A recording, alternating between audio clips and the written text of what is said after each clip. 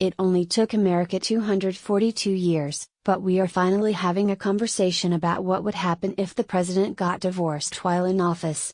It's a completely unprecedented situation, but after the reported marital discord between President Donald Trump and his wife Melania, lawyers are weighing in on just what would happen if the first couple decided to call it quits. The New York Daily News recently spoke with 8 top matrimonial lawyers, and they are divided on whether or not the First Lady could stay in the White House if the Trumps split. Of course, everything is purely hypothetical, since the likelihood of a divorce is slim to none. Several of the attorneys said that usually, it is impossible to kick an estranged spouse out of the home, but since Trump is the commander-in-chief, that could give him unusual power over Melania's access to 1600 Pennsylvania Avenue. "I think the president could do whatever the president wants," said Raul Felder, who represented Rudolph Giuliani in his divorce. Felder attempted to keep Giuliani's ex out of Gracie Mansion, but he was unsuccessful. Kelly angered Melania by firing Trump aide with alleged online gambling problems. Pic. Twitter.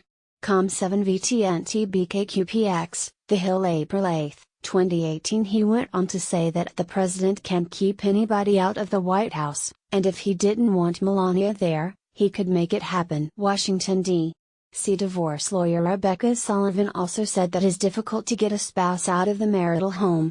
But, she agreed that Trump's security complicates the situation since he has U.S. Marshals, the military, and the Secret Service to help him enforce his decisions.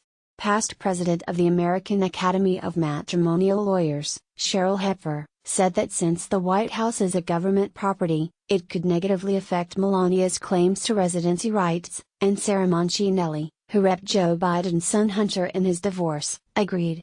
Ownership is the key issue, and since the Trumps don't own the White House, Melania wouldn't have the right to secure residency. Living at the White House could be viewed as part of the president's compensation package, and therefore it is his right to live there, not Mrs. Trump's. The First Lady continues to stay quiet as the Stormy Daniels saga continues. She is dealing with a situation with stoic silence and the occasional voluntary separation from her husband.